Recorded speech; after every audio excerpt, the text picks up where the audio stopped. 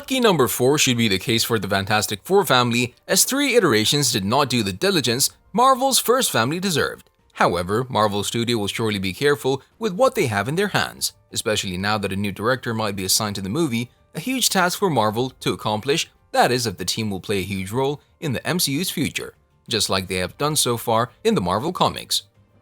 The Fantastic Four are a wild bunch who not only is one of the first teams in the Marvel Universe, but they're also a family too. And even though they've been praised for so long, for a reason, while we're at that too, they have yet to get showcased in a more than just a decent movie, and we think it'll be the 4th installment of theirs that will be the lucky one, not only because people have learned the mistakes the other 3 movies in the past did, but also because it will be Marvel Studios that is taking their turn at the franchise. And to be honest, they would have done this a long time ago, but here we are. Door you don't know how to close. You don't know anything about what's coming. Being part of the cinematic lineup, the upcoming Fantastic Four movie will surely be one of a kind, with us, the fans, finally getting what we wanted for quite some time now.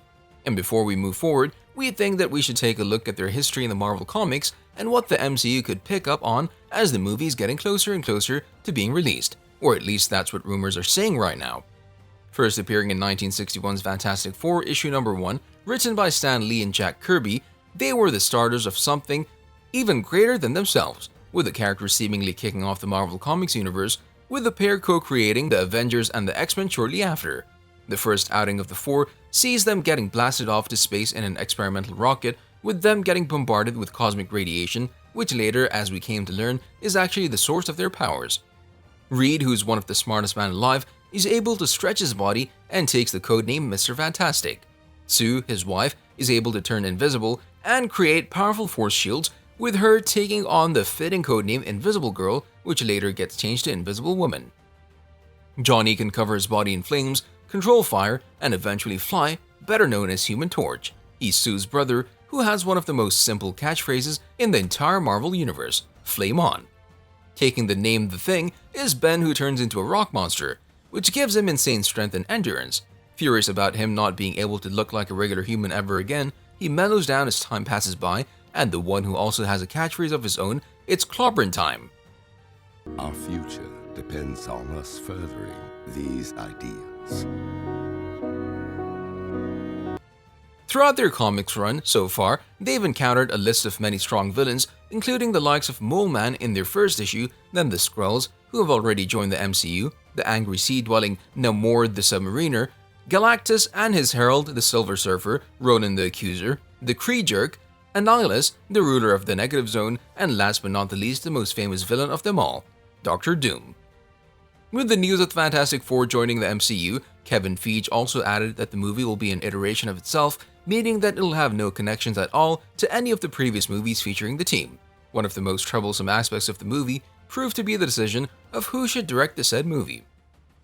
Jon Watts was Marvel's first choice, the director of the 3 Spider-Man movies from Marvel Studios so far, as well as some mid-credit scenes in many other movies connected to the friendly neighborhood character.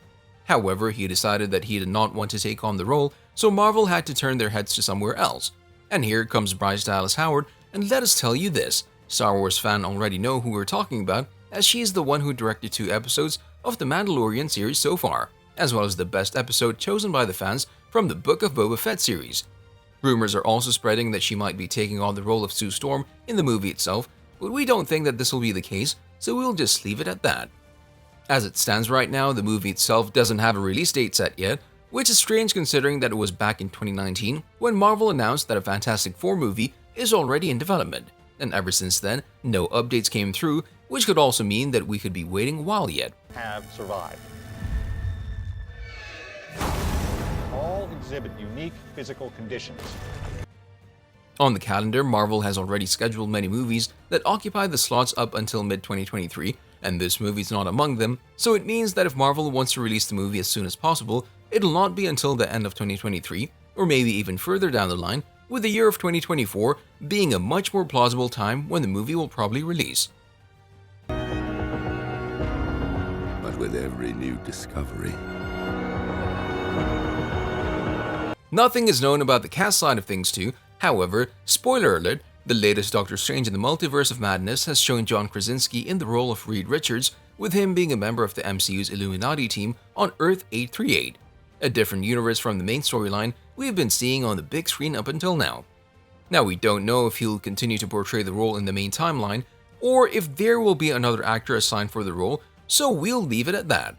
Other rumors, which go along very well with Krasinski playing the role of Reed Richards, is that Emily Blunt could be a possibility to take on the role of Sue Storm, with her eventually being not only his real-life wife, but in the MCU as well. How long until he's in? 2 minutes.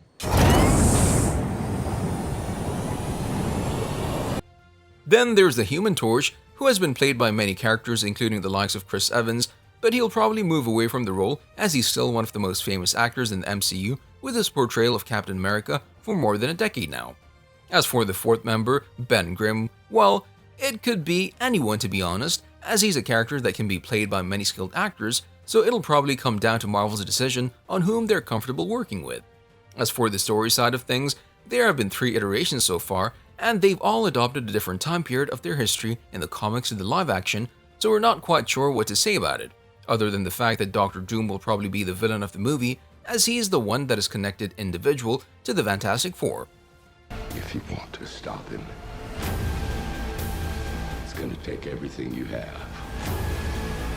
And we're saying this because there's a possibility that we could be seeing the Secret War storyline from the comics in the future of the MCU, and knowing that Doctor Doom was once the one to organize the event in the Marvel Universe, it would be only fitting for the movie to make his introduction to the wider MCU.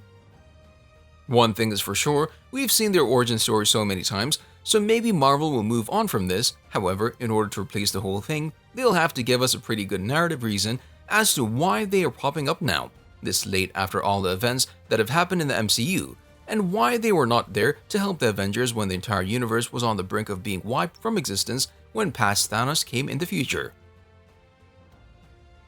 On a related note, tell us down in the comments below, what are your thoughts on the Fantastic Four as a team, but also regarding the upcoming now 4th movie, what changes would you like to see in the upcoming movie when compared to the past ones? But also don't forget to like, subscribe, and hit the bell icon if you'd like to see more videos like this in the future. Thank you for watching, and we'll see you next time.